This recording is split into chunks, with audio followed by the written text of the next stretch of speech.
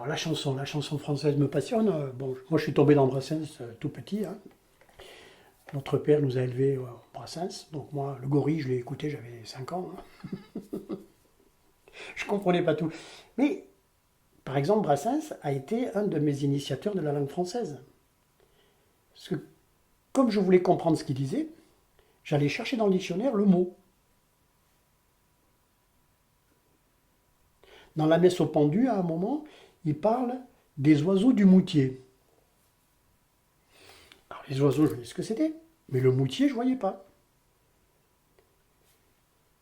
Je suis allé dans le dictionnaire Larousse et j'ai vu que le moutier, c'était le monastère. C'était là où les moines vivaient. Les petits oiseaux du moutier. Ben, moi, à 10 ans, je savais ce que c'était que les petits oiseaux du moutier. Et ça m'est resté. C'est un exemple que je cite souvent. Hein. Les sycophantes. Les sycophantes, c'est quoi les sycophantes? Voilà. C'est les délateurs, ceux qui vont dénoncer à la police. Voilà. Mais, sycophante, ça me gênait de connaître la chanson de Brassens et de ne pas savoir ce que je disais. Donc j'allais chercher dans le dictionnaire des mots comme ça.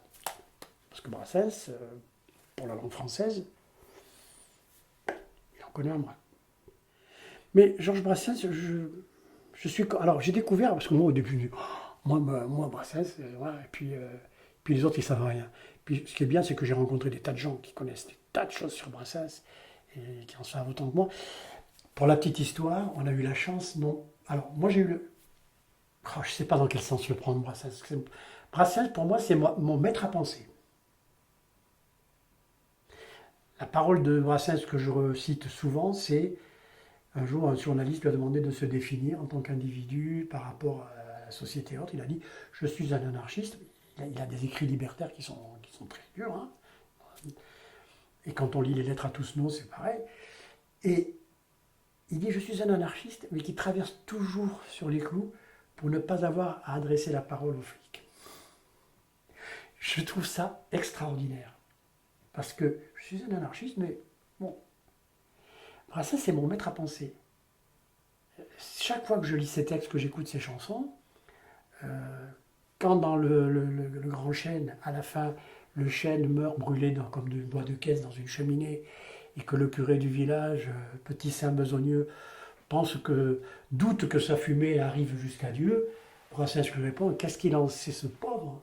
Et qui donc lui a dit il n'y a pas de chêne en paradis. Et ainsi de suite. Et des phrases de Brassens et des textes de Brassens, je les lis, je les relis, tu verrais le bouquin de Brassens que j'ai chez moi, l'œuvre complète. Elle est froissée, chiffonnée, encornée. Enfin bon, il y a des tas de choses qui sont belles à lire et à comprendre chez Brassens. Brassens, en un mot commençant, c'est mon maître à penser. Alors, il y en a certainement d'autres, hein, dans la vie, mais moi, ça a été ma philosophie toute ma vie. J'ai eu la chance de recevoir une chanteuse qui s'appelait Valérie Ambroise, qui a chanté du Brassens. Elle est décédée il n'y a pas très longtemps, cette dame. C'était une femme extraordinaire. Et elle était accompagnée par Pierre Nicolas. Donc à 2 reprises, on a reçu à la maison Pierre Nicolas. Brassens était déjà décédé. Et lui allait très mal à ce moment-là d'ailleurs. Il est parti peu de temps après. Et voilà, quand on a côtoyé Pierre Nicolas, on sentait la présence de Brassens, qu'il appelait le vieux. Alors que c'était le plus jeune de la bande. Et voilà, et on a parlé de lui, mais il m'a raconté des anecdotes sur Brassens et autres qui sont extraordinaires, quoi. C'est des choses. Le 22 septembre, chaque année à Paris, alors je ne sais pas si ça existe encore, il y avait la journée Brassens dans un théâtre. Ben voilà, j'y allais régulièrement. Quand je suis arrivé dans la région, la première chose que j'ai faite, je suis allé à Vaison-la-Romaine, aux journées Brassens, ça dure 8 jours. En plus, ça se passe dans un village de vacances, salle de spectacle. Ça m'a fait drôle de rentrer.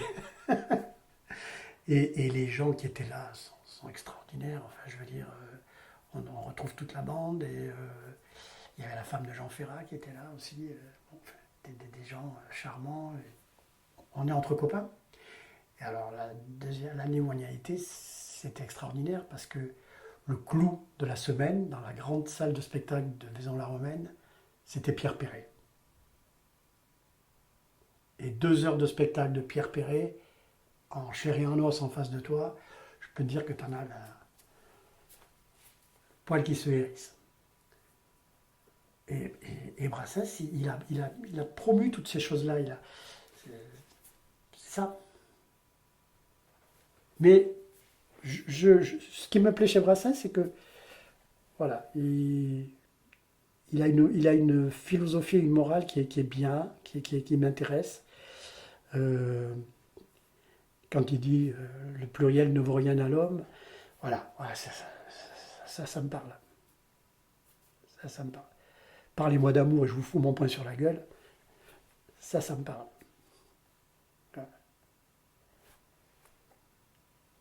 Mais Brassens, c'est mon maître à penser. Sans aucun doute.